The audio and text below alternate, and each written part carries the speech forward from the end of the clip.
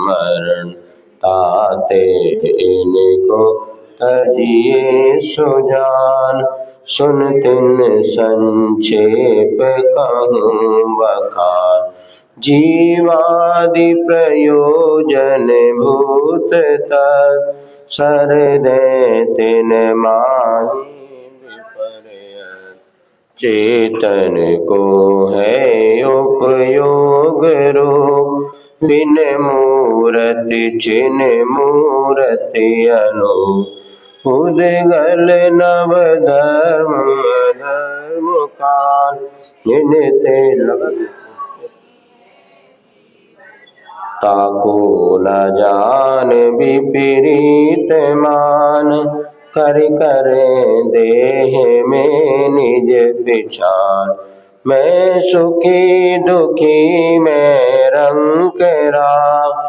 मेरे धन ग्रह गोधन प्रभाव, हिरे सुत तिय में संवल दीन।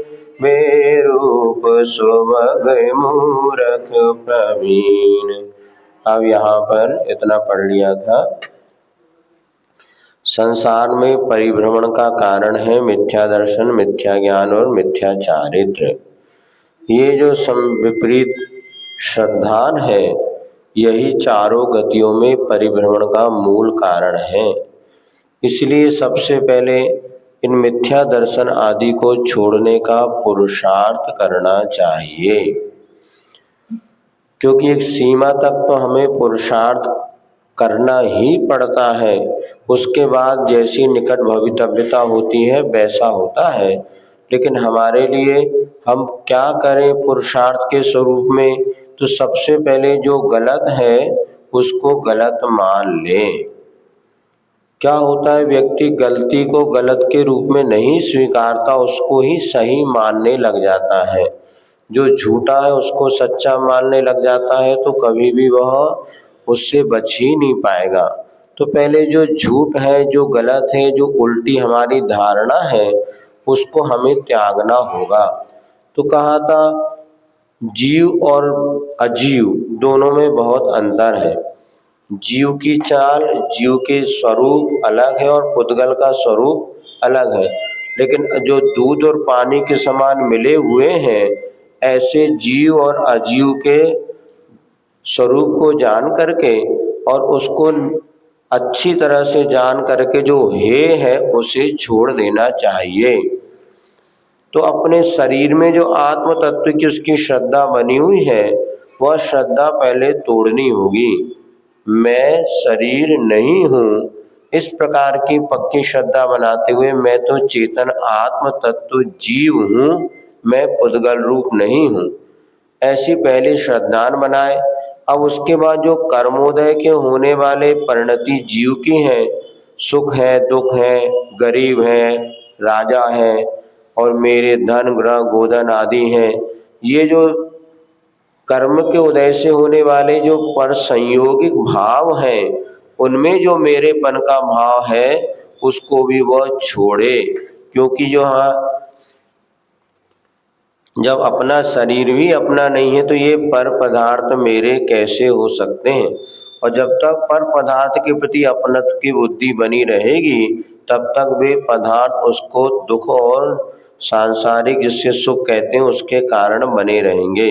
तो इन दोनों सुख दुख से ऊपर उठ करके निश्चय से मेरी आत्मा का क्या स्वरूप है, निश्चय से ये कोई भी पर पदार्थ मेरे नहीं है, ऐसी श्रद्धा जब मजबूत बनती चली जाती है तो मिथ्यात्व नष्ट होता चला जाता है और सम्यक्त की ओर प्रवृत्ति होती है।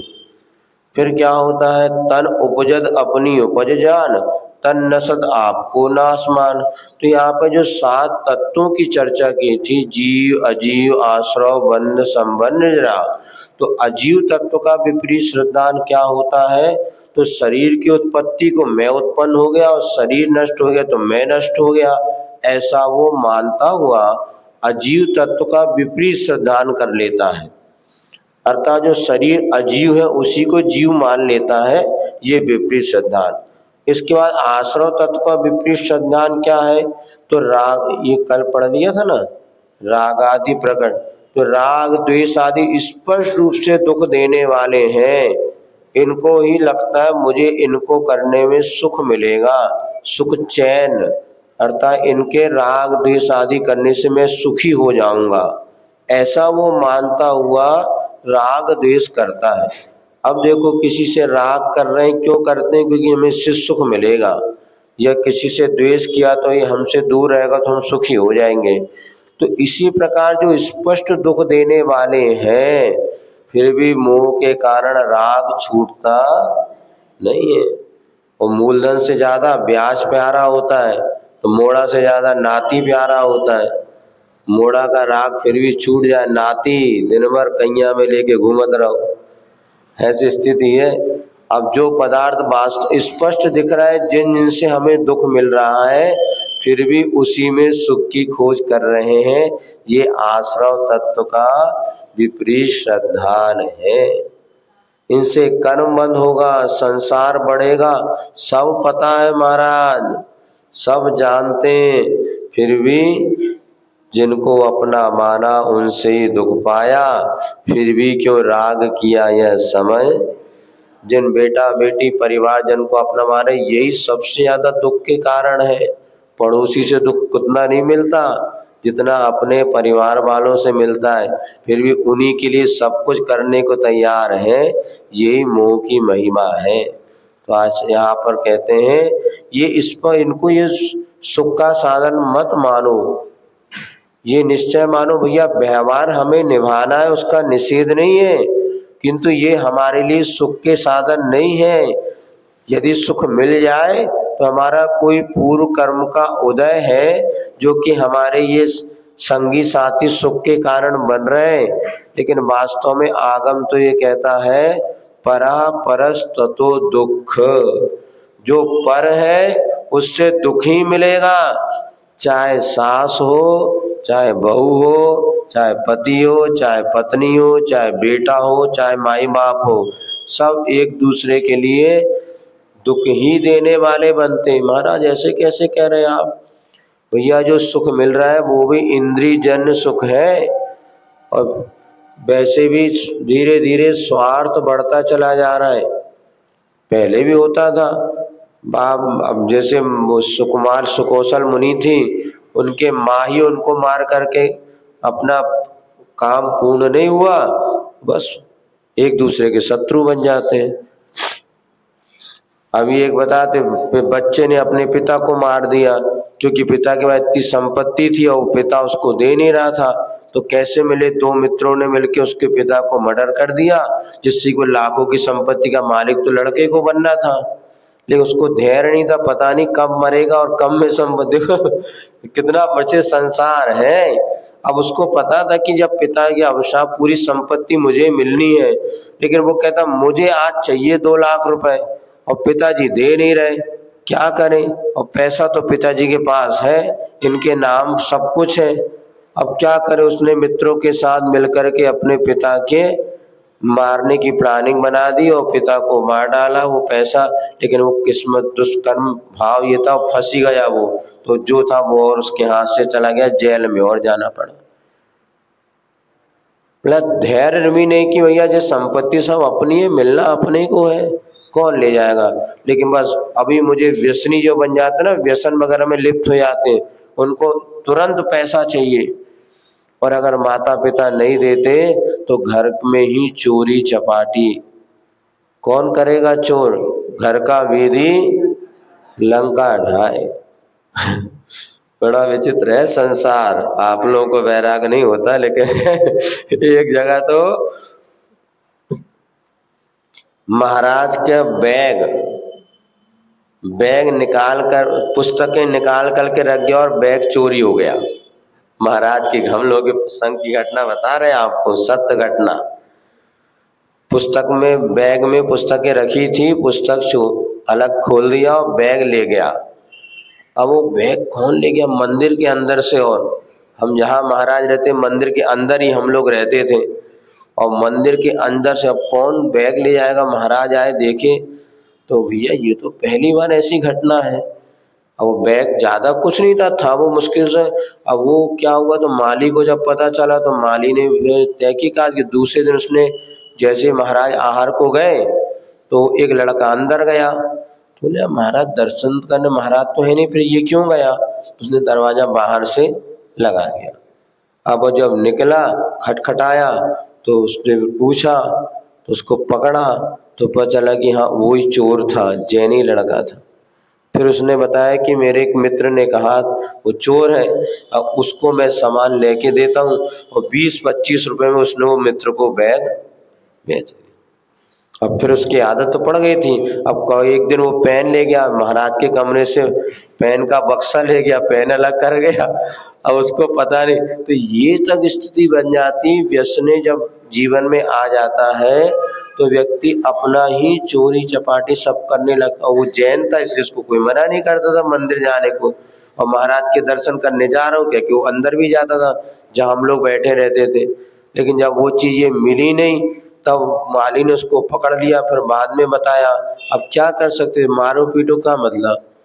और 25 रुपए में उसने वो जाके अपने मित्रों को बैग ले लिया। मित्रों को पता ये 250-200 रुपए का बैग है, 25 रुपए मिल रहा, तो उसने कहा कल और ले आना, तुम और ले लेंगे। तो यहाँ से चुराता था वो, वहां बेचता था, और यहाँ तक कि महाराज को नहीं छोड़ा। तो ये घर की इसी प्रकार माँ जिसको अपन स्पष्ट दुख देने वाले मान रहे हैं, इनको ही जो सुख का साधन समझ रहे हैं, तो ये हमारी आश्रव तत्व की वृत्ति विपरीत श्रद्धान है। इससे हमें बचना चाहिए। निश्चय से तो सारे के सारे पर पदार्थ दुख के ही कारण है, फिर भी व्यवहार की अपेक्षा परस्पर उपग्रहो जीवानाम, एक दूसरे का उपकार करने का होने का भाव तो होना ही चाहिए। अब इसके बाद फिर भी दुख मिलता है, महाराज हमने किसी का बुरा नहीं किया, फिर भी सब हमारे साथ बुरा ही बुरा होता है। अरे ये सोचो तुमने बुरा नहीं किया तब बुरा हो रहा है, बुरा करते तो और क्या होता, सोचो। आज हमने किसी का बुरा नहीं किया फिर भी हमारे साथ बुरा हो रहा है। 90% लोग ऐसे कहते हैं, महाराज हम तो सबका अच्छा चाहते हैं, हमने उनका इतना अच्छा किया और वो हमारे साथ बुरा करते। अब भैया ये सोचो, तुम अगर तुम उनके साथ और बुरा करते हो तुम्हारे साथ क्या मिलता? ये सीखना, अच्छे से अच्छा करो और बुरे से बुरे के लिए तैयार रहो। क्या कहा? अच्छे से अच्छा करो और मिलेगा तो बुरा ये मान के चलो, फिर अच्छा मिल जाए समझना कोई पूर्व पुण्य का उदय है। जो मुझे अच्छे करे का प्रतिफल अच्छा मिल गया, तो अच्छे का भी प्रतिफल अच्छा मिलने वाला है ही नहीं, क्योंकि परा परस ततो दुख, पर जो है वो दुख का ही कारण बनेगा। अब देखो शरीर के साथ कितना अच्छा कर रहे हैं आप लोग, हैं दोनों टाइम खिला रहे पिला रहे कपड़ा उड़ा रहे सब कुछ कर रहे हैं, फिर भी शरीर धोखा देता है कि नहीं धोखा? अच्छा जिस दिन खिलाओ उसी दिन पेट गड़बड़ होता है। देख लेना, ज्यादा माल खा लो तो पेट गड़बड़ हो जाएगा, और कम खाओ तो हमने देखा जिस दिन ज्यादा होशियार चौके में चले आओ ना, जो समझदार, तो दूसरे दिन समझ लें पेट गड़बड़ी होगा। क्योंकि इसको अपन पोषत तो दुख दोष करे और शोषत सुख उपजावे, ये शरीर का स्वभाव है। जितना तुम इसका पालन पोषण करोगे तो दुख का ही कारण बनेगा, लेकिन कंट्रोल रखोगे तो काम चलेगा। इसी प्रकार निश्चय और व्यवहार दो हमारी दृष्टि है, हमेशा दोनों दृष्टि को बना के रखो। व्यवहार में कर्तव्य करो, निश्चय मान के रखो, जहाँ दे अपनी नहीं वहां अपना, तो आपका मोह कम होगा, और मोह कम होगा ना तो पर के सुख दुख में आपकी जो विकृतियां आ रही है परिणति, उससे आप बच सकोगे। नहीं तो जिंदगी भर रोने के सिवा कुछ भी मिलने वाला नहीं। तत्व ज्ञान के सिवा कभी भी जीवन इसके बिना सुखी बनता ही नहीं।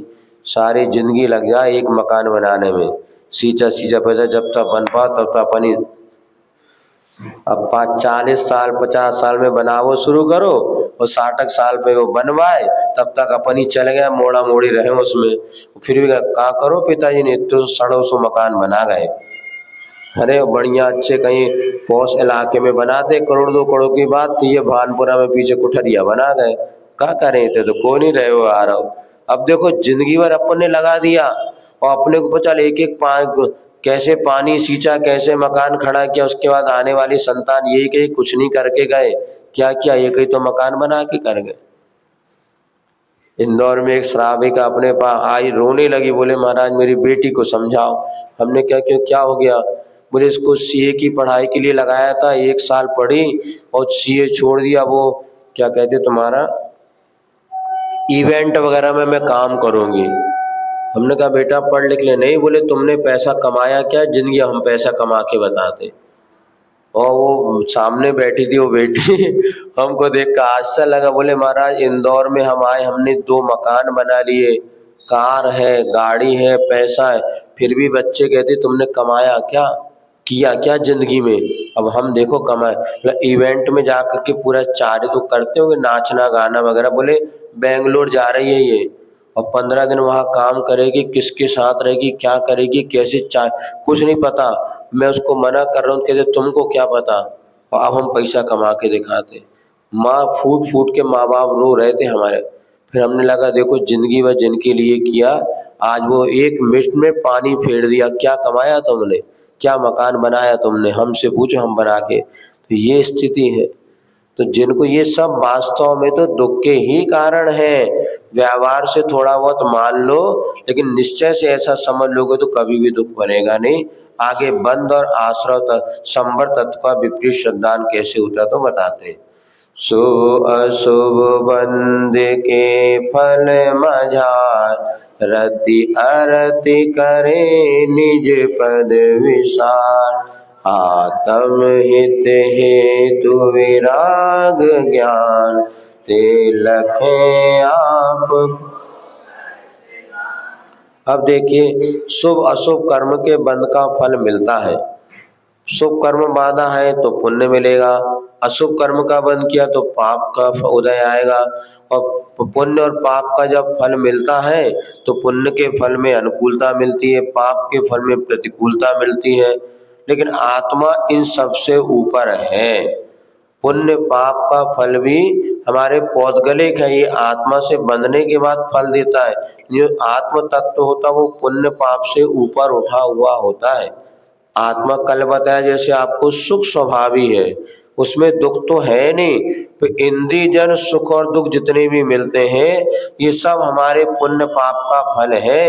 इसलिए सुख में मग्न हो कभी ना फूले और दुख में कभी ना घबराए। अरे हमारा पुण्य का उदय था तो सब अनुकूलता है, बेटा बहू परिवार सब वाह वाह कर रहे हैं, कितने अच्छे दादाजी। कल पाप का उदय आ जाए ना तो अपना भाई भी दगा दे जाता है। रावण का सगा भाई कौन, विभीषण। जब पाप कर्म का उदय आया तो घर का भेदी विभीषण भी शत्रु बन गया। और जब पुण्य कर्म का उदय था रामचंद्र जी का तो शत्रु का भाई भी अपना मित्र बन गया। तो राम के पुण्य का उदय था तो विभीषण राम के पक्ष में, और रावण के पाप कर्म का उदय तो सगा भाई भी शत्रु बन गया।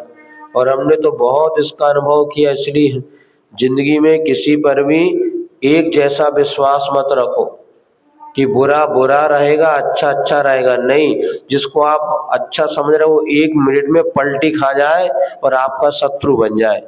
जिसको शत्रु समझ रहे हैं वो कहो आपको किसी समय पर ऐसा सहायता मदद कर दे कि आप कल्पना नहीं कर सकते। इसीलिए कभी भी किसी के प्रति हमारा तो एक माना है, एक स्थायी धारणा बनाओ मत ये शत्रु या मित्र है। नहीं, ये तो हमारे पुण्य का उदय है तो हमारा मित्र बन जाएगा, और पाप कर्म का उदय हो जाएगा तो पत्नी भी शत्रु बन जाएगी।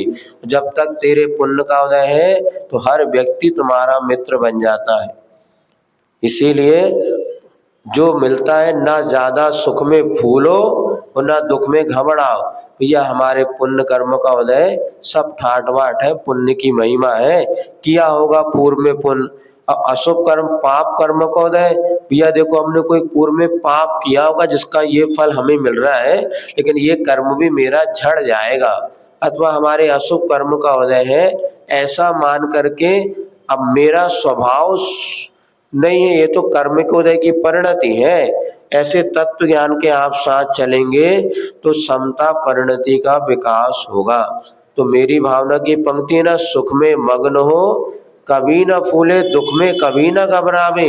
ये भावना कब पूर्ण होगी? सुन नहीं रहे। तो बोल नहीं रहे माने। तो ये भावना कब पूरी होगी कि भगवान सुख में फूलू नहीं और दुख में कूलू नहीं, कब पूरी होगी बताओ? जब ये तत्व ज्ञान भीतर रहेगा कि भैया अपने पुण्य का उदय से सुख मिल रहा है, पाप के उदय दुख मिल रहा है, लेकिन मेरा स्वभाव इन पुण्य पाप से ऊपर है, जो कि आत्मिक सुख है। ये पुण्य पाप के फल में मुझे ज्यादा लीन नहीं होना। हमारे पाप कर्म का उदय चल रहा है महाराज, इसलिए हमारा परिवार भी हमारा साथ नहीं देता। परिवार वालों पर मत टूटो, सोचो मेरा ही अशुभ कर्म का उदय है, मैंने कोई पाप, तो आत्मिक शांति रहेगी, कर्म कटेंगे और सब अनुकूलता बनेगी। लेकिन आप दूसरों पर टूट पड़ते हो तो इससे नवीन कर्म और बंद हो जाते हैं। इसलिए यहाँ पर शुभ अशुभ बंद के फल में जो बांधा है वो तो भोगना ही पड़ेगा। अच्छे अच्छे तीर्थंकरों को भोगना पड़ा तो तुम किस खेत की मूली बताओ? अंजना सती को 22 वर्ष अपने पति का वियोग सहन करना पड़ा, अपने साथ क्या है बताओ? कुछ भी कष्ट नहीं है, लेकिन हम दूसरों पर दोषारोपण करते इसलिए ज्यादा दुखी हो जाते। बस एक सूत्र लिख लो, मेरे कर्म का उदय, मेरे कर्म का उदय। अच्छा है तो मेरे कर्म का उदय, बुरा है तो मुझे किसी को दोष नहीं देना। और अपनी निर्णय भगवान मैंने ऐसे कौन से कर्म किए कि आज जिनको मैं अपना मान रहा वही मेरे शत्रु बन गए, वही मुझे बुरा बोलने लगे। तो भगवान मेरे कर्म क्षय हो और इनकी परिणति अच्छी हो जाए, मेरे परिणाम अच्छे बने रहे बस। तो मेरे कर्म का उदय है, मुझे समता से सहन करना है बस, मुझे प्रतिकार नहीं करना, कोई प्रतिकार नहीं करना। प्रतिकार नहीं करने का मन बना लो तो आधे आपके परिणाम समझ जाएंगे। कोई कुछ भी बोले हंसते हंसते स्वीकार कर लो, एक्सेप्ट। मोक्ष मार्ग में स्वीकार करना होता है, प्रतिकार करना नहीं होता। वो मोक्ष मार्गी हमेशा प्रसन्न रहता है जो स्वीकार करता है, जो मिला बस स्वीकार करो। प्रतिकार करने का अब हमारी भूमिका है नहीं, और इतना भी प्रतिकार कर लो होता मिलता वही आप देख लेना जो हमारे कर्म में लिखा है। समझते अपन सब हैं, लेकिन एंड टाइम पर विचलित, कहते ना मैन वक्त में विचलित हो जाते। इसलिए सब तत्व को बार बार जब पढ़ते हैं भैया हमारे कर्म का फल है, हमें स्वीकार करना है, खत्म। एक सीमा तक पुरुषार्थ करेंगे, बाकी तो मौन धारण करो न, अपना समता से अपनी समता का विकास करो, जो कि कर्म निर्जरा का साधन है। आपके परिणाम संभालेंगे और भविष्य में ऐसा पुण्य का बंध होगा कि सब आपके अनुकूल बन जाएंगे। हमने तो कई बार देखा, शत्रु भी एक बार आचार्य महाराज के पास 4-5 विद्वान और पंडित पहुंच गए किसी विषय को चर्चा करने के लिए, और 4 लोग थे अच्छे, धनपति, करोड़पति, विद्वान सब थे, और किसी विवादित विषय को लेके आचार्य से अपन चर्चा करते हैं और बात करेंगे और ऐसा कैसे, और सब पहुंचे। आचार्य महाराज अपनी पुस्तक पढ़ रहे थे, शायद हम भी उस समय थे, हम भी दूर से देख रहे थे, अब तो कुछ ना, तो हमने देखा 4 पहुंचे, आचार्य जी पुस्तक पढ़ रहे थे, देखते रहे 5-10 मिनट, उन्होंने देखा नहीं। अब वो कहे तू बोल, कहे तू बोल, तो उसको डे तुम बोलो तुम बोलो, आखिर में किसी की हिम्मत नहीं हुई। आचार्य जी ने 10 मिनट नमस्ते नमस्ते, आज कुछ नहीं ऐसे आए थे, सब उठ के चले गए। हमने कहा ये है पुण्य का प्रताप, जो आए थे किसी विवक्ष, लेकिन गुरु जी के बाद आशीर्वाद दिया, मुस्कान दिया, इतने में किसी के तुम बोलो, वो कहे तुम बोलो, हम क्यों को बोले, कि हम चारों आए थे कि आज से कुछ बात कहना होगा, लेकिन चारों की हिम्मत नहीं पड़ी, चुपचाप सब वहां से चले गए। इसको कहते हैं जब पुण्य की बात होती है ना तो कोई आपका प्रतिकार भी नहीं कर पाता। अब महाराज पुण्य कैसे बढ़ाए आप बताओ? ऐसे पुण्य नहीं बढ़ेगा कि फुग्गा में हवा भर दो तो फुग्गा फूल जाए। अब ये सब हमारे तत्व का यही श्रद्धा है कि फल तो हमें देखने में आता है। अब आचरण का शुभ से पुण्य, शुभ काम करोगे तो पुण्य का आसरा होगा, अशुभ करोगे तो पाप का आसरा होगा। तो महाराज हम इतने दिन से शुभ कर रहे फिर भी पुण्य क्यों नहीं बढ़ा? और पहले कितना पाप किया ये तो बताओ। अब पहले पाप किया वो भी तो कम होगा, तभी तो पुण्य असर होगा। कई बार ऐसा होता हमारा पूर्व में किया पाप इतना ज्यादा होता है कि थोड़ा सा पुण्य असर ही नहीं करता। जैसे कोई बीमार हो जाए, यदि वो बहुत ज्यादा, उसको 106-107 डिग्री बुखार हो, कितनी भी अच्छी दवाई दे दो काम करेगी क्या? पहले बुखार जब 100 डिग्री होए तब दवाई काम करे। तो पहले आपका पाप का उदय मंद हो, तब आपकी पुण्य क्रियाएं कुछ असर दिखाए। महाराज हम तो 30 साल हो गए पूजन कर रहे, स्वाध्याय कर रहे महाराज, इसके बाद भी हमारे कष्ट कम हो ही नहीं रहे। भैया 30 साल पहले आप देखो क्या कर रहे थे और पिछले भाव में देखो, तो ये अपने ज्ञान का विषय नहीं। आगम से हम ये सब जानते हैं कि हमारे पाप कर्म का जब तीव्र उदय होता है ना, तो जैसे अंजना सती को 22 वर्ष तक वो पति का वियोग सहन करना पड़ा, उस भाव में उसने कोई गलत काम नहीं किया, लेकिन फिर भी इतना बड़ा देखो 2 दिन 22 दिन साल कोई कम नहीं होते। और राजा की पुत्री और इधर राजा पति, उसके बाद ये सब सोचो तो दिल दहल जाता है। ऐसे भी अशुभ कर्म का हो जाए, इधर 22 मिनट कुछ हो जाए तो तहलका मच जाए कि फोन ही नहीं आया, बोले 22 मिनट हो गए। एक आध दिन बाहर जाओ फोन ना करे पतिदेव, तेरा तो तहलका मच जाए कि सुबह से गए फोन तक नहीं किया तुमने। अब वो 22 वर्ष तक क्या होता होगा सोचो। इसीलिए ये तो हो गया बंध तत्व का विपरीत श्रद्धान, कि उनमें राग द्वेष करता है शुभ अशुभ बंध के फल में।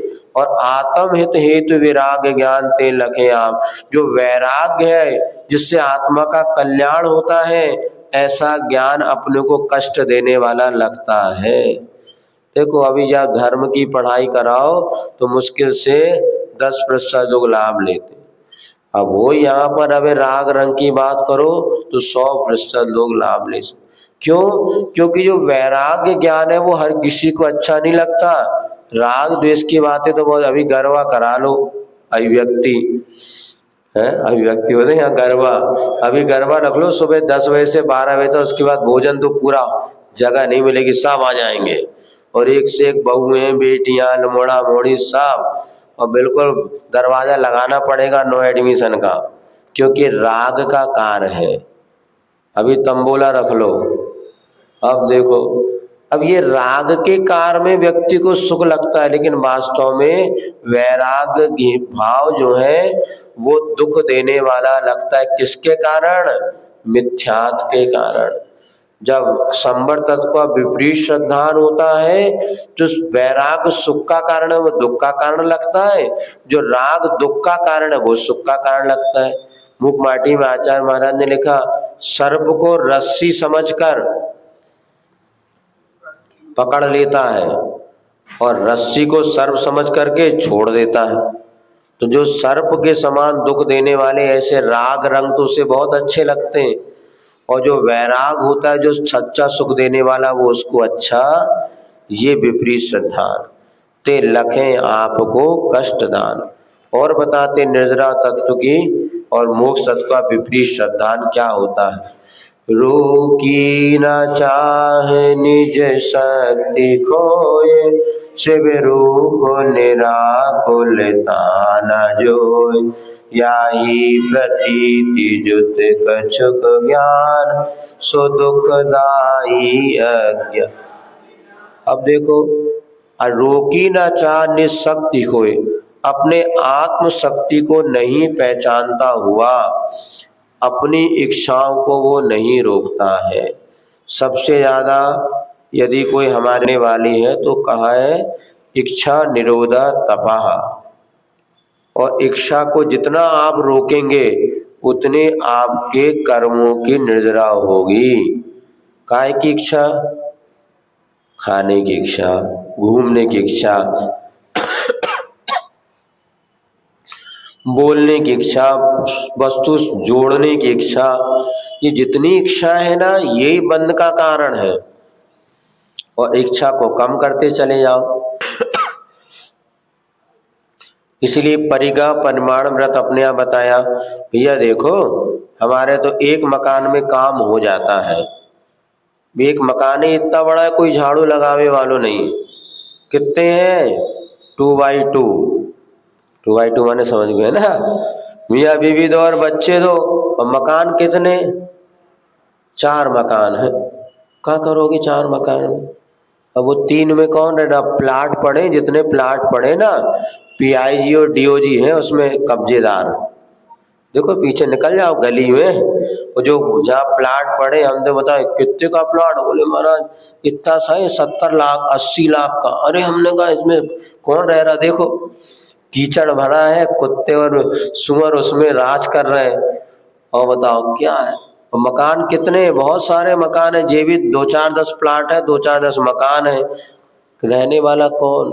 तो ये सब निष्प्रयोजन बंद करने वाले आश्रयों के कारण है। तो परिग्रह परिमाण कर लिया भैया, अपने को तो एक मकान में काम हो जाएगा। पहले तो एक कमरे और 2 कमरे के मकान में 5-5 7-7 बेटा बेटी रह जाते थे। हमें ध्यान है 3 कमरे का मकान था, उसमें पूरी फुल 7-8 बच्चे और सब काम हो जाता था, और सब एक साथ मिलते। अब इतना बड़ा मकान हो गया कि उसमें 10 कमरे हैं, रहने वाले 5 आदमी हैं। अब बाकी में झाड़ू लगाने वाली बाई रहती है ये रहते हैं, क्या करोगे। अब ये अपनी इच्छाओं को जितनी सीमित करोगे ना, उतने कर्म कटेंगे। आई बात समझ में। कितने अपने को आवश्यकता है देख लो, अनावश्यक को तो छोड़ दो, अनावश्यक पाप का बंद। अब जैसे मान लिया अपने एक्स्ट्रा जो मकान है, अब वहाँ क्या हो रहा है, जितना आरंभ परिग्रह सब तुम्हारे माथे पर। अब मानिए वहाँ पे कबूतर आ रहे हैं, मर रहे हैं, ये जीव उत्पन्न हो रहे हैं, मर रहे, सारा पाप का बंद किसको। सुने नहीं सुने बहू, तुम सुन तो सब रही मर धर्मचंद जी को सुन रहे, कितने काम में लगे तुम तो ले बब्बा। कितने दुनिया की आकुलता, को आकुलता नहीं। अब देखो एक जो निर्जरा का साधन बता रहे, जितनी इच्छा कम करोगे उतनी कर्मों की निर्जरा, और जितनी इच्छा करोगे उतने कर्मों का बंध। जितनी मोड़ा मोड़ी की चिंता करो उतने कर्मों का बंध। निश्चिंत तो हो जाओ, सब उनके उसे चल रहा है, अपनी चिंता दुनिया की करे जा रहे हैं और पाप का बंद कर रहे हैं। निर्जरा का कितना अच्छा साधन बता दिया, बस इच्छा नहीं करो, और जो अपने पास है उसमें अगर हमारा काम चल सकता है तो बाकी का त्याग कर दो। एक बोले महाराज कितना सोना रख लें, रख लो। हमने कहा 5-10 किलो। अरे महाराज इतना तो है नहीं, कोई परसों पूछने आया था कितना सोना रख लें, हमने रख लो 2-4 किलो और का। बोले इतना तो है नहीं हमारे पास। हमने कहा जितने फिर उतने ही रख लो। मतलब 3 प्रकार का परिग्रह प्रमाण आता है। एक तो अपने को, जैसे मान लिया आपके पास कैपेसिटी है, मान लिए 2 किलो, 1 किलो सोने की, 1 किलो सोना कितने का आएगा, 1 करोड़, 1 करोड़ 22 लाख। हाँ तो इतना तो सभी के पास है, 1 करोड़ 22 लाख का इतना पड़ेगा भाई, 1 किलो सोना हम रखेंगे। हाँ वो अब मान लो अपने 1 किलो 2 किलो 5 किलो जितना सोना रख लो। एक तो ये होता है जितने आपके पास है, कैपेसिटी है उतना रख लो, ये भी परिग्रह परिमाण। दूसरा कैपेसिटी हमारे पास 1 किलो की है, लेकिन भविष्य में कहीं 5 किलो मिल गया तो उतने भी सीमा किलो, ये 5 किलो से ज्यादा नहीं रखेंगे। ये भी परिग्रह परिमाण एकदम गलत नहीं है। और तीसरा 1 किलो है भैया, लेकिन इसमें हमारी जरूरत का तो हमें 500 ग्राम या 100 ग्राम से ज्यादा सोना कभी पहनने में आता ही नहीं। कितना भी आप आभूषण पहन लो, हमारे ख्याल से 100-200 ग्राम से ज्यादा आभूषण पूरे शरीर में पहने जाते क्या। जनरली मान लो पूरे शरीर में कोई आभूषण पहने कितने ग्राम का हो सकता है, 250 ग्राम मान लो, तो 250 ग्राम मान लो, इससे ज्यादा। और 750 ग्राम तो जरूरत है नहीं है भाई, तो पहना तो इतना ही जाता है। तो भैया 250 ग्राम के सिवा शेष का हम त्याग करते हैं। ये 3 विवक्षा हो गई। पहले तो या तो 250 ग्राम रख लो, या 1 किलो रख लो, या 5, तीनों परिग्रह परिमाण है 800 ग्राम तक का। हाँ बता रहे 800 ग्राम मान लो, ये जितना भी रख लो, इतनी एक सीमा, एक जितना हम उपयोग कर सकते हैं उतना रख लो, इससे ज्यादा का त्याग कर दो। दूसरा हम उपयोग तो उतना ही करेंगे, लेकिन हमारे लिए इतना हमारे पास संपत्ति है ही, और हमारे नाम पे 2 किलो सोना है तो रख लो। और तीसरा जो है बाद में और 3 किलो कहीं से गिफ्ट मिल गया तो उतना रख लो। ये तीनों प्रकार के परिग्रह। उत्कृष्ट क्या आएगा, उत्कृष्ट ये है आपने जितना पहनना उतना रख लिया, मध्यम में क्या आएगा, जितने आपके पास पहना उसके अलावा जितना घर में उतना रख लो। तीसरा है कुछ नहीं है, लेकिन फिर भी आपने परिमाण बना लिए 5 किलो से ज्यादा हम नहीं रखेंगे, ये जघन्य परिमाण है। ये तीनों आपके लिए, और इसके बाद फिर कोई भी परिमाण नहीं करोगे तो दुख का कारण है। इतना तो है ना, 5 से ज्यादा हमें नहीं चाहिए बस, ये तो भी सुख का कारण है। तो इच्छा परिणाम परिमाण इसको व्रत का है ना, तो ये श्रावकों के लिए है। जितनी इच्छाएं कम करोगे उतनी कर्मों की निद्रा होगी, और जितनी अपने को इच्छा बढ़ाओगे उतने कर्मों का बंध। लेकिन ऐसा श्रद्धा ना करके अपनी पता है हमारी तो खूब इच्छाएं हैं, और इसी के अनुसार जो है वह आत्मशक्ति को खो देता है और इन पंचेंद्रियों के विषयों की चाह में लग जाता है। ये निद्रा तत्व का विपरीत श्रद्धान है। शिव रूप निराकुलता न जोए, और मोक्ष तत्व किसे कहते हैं? निराकुलता का नाम है मोक्ष, और आकुलता का नाम है संसार। सुन नहीं रहे? संसार किसे कहते हैं? आकुलता। और मोक्ष किसे कहते हैं? निराकुलता। तो आकुलता नहीं, किसी भी प्रकार की आकुलता नहीं। तो जितने आप निराकुल होते चले जाएंगे उतने आप सुखी बनेंगे। पूजन करने की भी आकुलता नहीं। अरे महाराज ये बहुत अच्छे बता दी, घर में वैसे लिपाई पुताई काम करो, घर में बड़ी आकुलता थी कि पूजा करवे जाओ, तो जैसे तैसे 1 घंटा समय निकाल के आए तो पूजन कर, कल से पूजा बंद, निराकुल। ये उल्टा काम करो बेटा, पहले पाप से निराकुल हो, फिर धर्म से निराकुल हो, फिर बाद में आत्म तत्व में लीन हो, ऐसा काम होगा। नहीं, घर गृहस्थी में तो 24 घंटे लगा, और मंदिर के लिए महाराज पूजन में बड़ी आकुलता होती है, इसलिए हम तो पूजन ही नहीं करते। कई लोग हैं ऐसे पापी लोग, उल्टी श्रद्धा बना के बैठे, घर में दिन भर पाप करें और मंदिर में 1 घंटे पूजन में आकुलता होती है बहुत है। तो ये आकुलता दुख का कारण नहीं। मंदिर में पूजन पाठ आहार दान आदि में कोई आकुलता हो, ये आकुलता मोक्ष मार्ग को बढ़ाने वाली है, और घर में जो आकुलता हो रही वो संसार को बढ़ाने वाली है। लेकिन वास्तव में निराकुलता ही मोक्ष है। आत्म को सुख है, सुख आकुलता में कहिए। महाराज बन गए, साधु बन गए, तो घर गृहस्थी संबंधी आकुलता दूर हो गई। अब कोई तन की थोड़ी बहुत आकुलता रहती है, अब कभी बिहार की आकुलता है, कभी ये है। लेकिन आचार्य कहते हैं वे भी मत करो, उपवास की भी इच्छा करना आकुलता है। बत्तेवा खबड़ेवा आप सदेवा पुनो बिहारेवा नेच्छति श्रवणम्मि विकदम्मि, श्रवण इसकी भी इच्छा नहीं करता। जब शुद्धोपयोग में श्रवण चला जाता है, क्या विहार करना, क्या रुकना।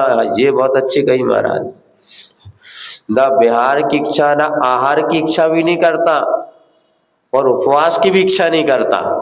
सुन रहे, बड़ी विचित्र बात है। तब कहीं जाके निराकुलता हो देंगे। ऐसा होना हंसी खेल नहीं है। कई लोगों को उपवास की आकुलता होती है, लेकिन ये आकुलता नहीं, ये इतना मानो हमें अपने आत्म कल्याण के लिए इन व्रतों को धारण करना है, सो करना है। क्यों साहब? मोक्ष किसमें है? निराकुलता में। कोई आकुलता तो नहीं। हमारे छुल्लक जी लगे बहुत दिन से, सब बाबानों की दीक्षा कर दो आप। भानपुर में जितने बाबा जितनी बहू है सबको छुल्लक दीक्षा दे दो, छुल्लिका बना दो। समझ में साजी बहुत भावना है, एकाध हो ही जाओ तैयार। आशीर्वाद तो दे दो, घुसे घुसे हाथ उठवा लो महाराज के। बोले सब जितने बाबा 4-5 है हमारे बाबा, बोले सबको छुल्लक बना दो और बहू भरों को छुल्लिका बना दो। तो हमने कहा क्या करें, तो छोड़ जाए अपन। बड़े धर्मशाला में 2 कमरा दिला दो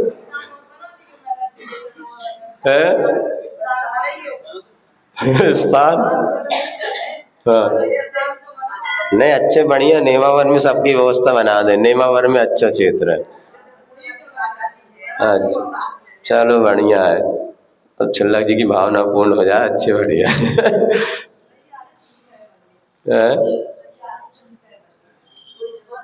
चलो बहू हरे तो सोच ही रही है जिससे जल्दी टरे होते अच्छो। अबे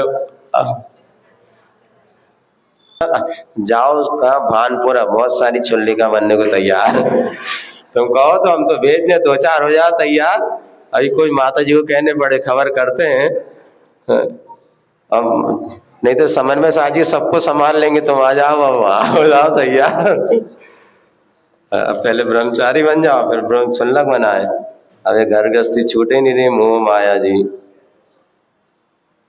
कुछ ना छूटे, अपना मोह ममत्व तो छोड़ो पहले। घर छोड़ने से कुछ कल्याण नहीं होता जब तक भीतर से मोह ना छूटे। आप घर में रह के भी चक्रवर्ती जैसे निरीह वृत्ति के साथ करना क्या है, 2 रोटी खाओ और शांति से अपने मौन बैठो, पारसनाथ भगवान के दरबार में दिन भर बैठो। ये तो बड़ो हाल है। देखो बढ़िया दिन भर तुम तो नियम ले लोगे, घर में हम 2 घंटे से ज्यादा रहना ही नहीं। अरे बढ़िया 4-5 बैठो या अच्छे, और लगवा देते तुम्हारी LED प्रोजेक्टर, तो एक टीवी लगा दो, दिन भर पारस चैनल देखत रहो और का। अब घर में जाना ही क्यों, करना क्या है, आवश्यकता ही नहीं है घर में, इसलिए नहीं। बहुत बढ़िया धर्म ध्यान, और बढ़िया हमने बताया था 60 साल की उम्र के बाद तो 4 घंटे मौन रहना चाहिए। सुख शांति का सबसे बड़ा साधन, 40 की उम्र हो गई तो 1 घंटे का मौन, 50 की उम्र हो गई 2 घंटे का मौन, 60 में 3 घंटे का मौन, घर में, मंदिर में नहीं, घर में, और 70 में 4 घंटे। ये करके देखो, घर में शांति न रहे, परिणामों में शांति न रहे, तो फिर बताना, गारंटेड माल है वो। माता जी बोलो तो नहीं, मौन है हमारा, अपने आप पूछ परख होगी। जो व्यक्ति मौन से भोजन करता ना, सुने रहे, जो व्यक्ति मौन से भोजन करता उसकी खूब पूछ परख होती, और जो बोलता रहता उसको कोई नहीं पूछता।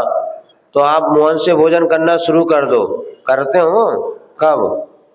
रोज ना, हाँ बढ़िया, रोज मौन से भोजन करो, देखो इतनी पूछ परख होगी। अब 1 घंटे आधे घंटे इतनी पूछ, तो दिन में 4 घंटे मौन रहो घर में, फिर देखो बेटा बेटी बहू पीछे, बहू कुछ तो बोल ले हो, तो मौन नहीं करके तो हमारी बात मान के तो देखो एक बार, ना हो तो गारंटीड माल है। सुन लो, जवाब नहीं देना, तो सुन तो लो बेटा, जो 2-4 दिन की दिक्कत तो सब जगह झेलनी पड़ेगी, बात को सुकून मिलेगा। इसीलिए संकल्प शक्ति तो फिर सामने वाला इतना अलर्ट रहता है, और जो प्रेम आपको 1 घंटे भोजन, 1 घंटे 10 मिनट में सब करके भाग जाते हैं, लेकिन वो बहुत बढ़िया उपाय है। और कुछ नहीं तो उदाहरण ये आपको दे रहे थे, जितनी इच्छा कम करोगे उतने कर्म कटेंगे, और जितनी इच्छा रखोगे उतने कर्म बनेंगे। और होता वो ये जो उन्हें अपने चाहने मास से नहीं होता, तो इच्छाएं कम करते चले जाओ, सबकी चिंता छोड़ दो, किसी की चिंता नहीं करो।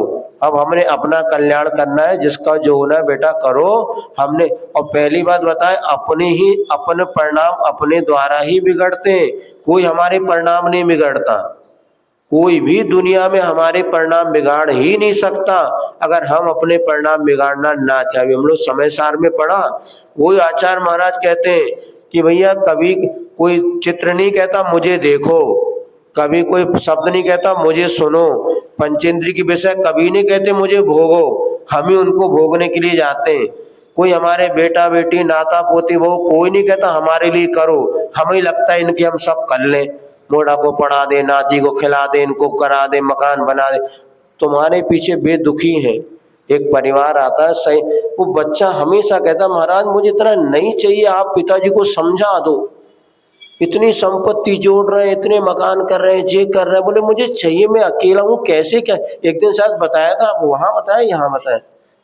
तो अब इतना बच्चा दुखी है, बोले महाराज इतनी एकड़ जमीन है फिर भी हाय तो और पिताजी मुझे क्या करना बच्चे के लिए, बच्चा कहता मुझे चाहिए नहीं, जबरदस्ती तुम मेरे पीछे 1 दुकान और खोल ले, 2 दुकान और खोल ले, ये कर ले, अब भी कल मर जाएंगे तो मोरी फजीदी पूरी है। अब मैंने बेटा तू दान कर दे, उनको साता नहीं है। आज हमने देखा जवान निराकुल है, बुढ़ापे में ज्यादा आकुलता है। आपके जगह पूरी दुनिया में देखें, बड़े बुजुर्गों में इतनी आकुलता है, बच्चे कहता महाराज मुझे कोई आकुलता नहीं, बहुएं कहती हमें कोई आकुल चाहिए नहीं हमें। गौ हमारी सास थी जब वो 50 ग्राम तोले का सोने का हार पहनती थी, हम तो 5 ग्राम में संतुष्ट है। नई पीढ़ी में उतनी आसक्ति और आकुलता नहीं है, लेकिन हम लोग जबरदस्ती आकुल व्याकुल होते हैं। तो यहाँ पर कह दी, या ही पतिति प्रतिजुत कछुक ज्ञान सो दुखदाई अज्ञान ज्ञान। इस प्रकार से जो हमारा अनुभव विपरीत हो रहा है, यही हमारे लिए दुख का कारण बन रहा है। समस्या तो यही है।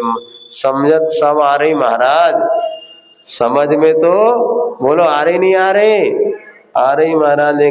कहाँ तक? देशना मंडप पार, कौन सा मंडप लिखा ना, मूक माटी देशना मंडप, तब सब समझ में आती हो। जैसे गेट के बाहर निकलो तो कहाँ से आ रहे? मंदिर से। कहा कहीं महाराज ने, अरे छोड़ो तुम तो, घर की बात घर में और मंदिर की बात मंदिर की बात मंदिर में, घर की बात घर में, इसलिए मंदिर की बात घर पे। ऐसा होगा तो कैसा कल्याण होगा। चलो होए ना होए ठीक है, टाइम तो हो ही गया, 10 भी बज गए और धीरे धीरे चातुर्मास भी सिमटता जा रहा है। कितने दिन का और बचा भैया?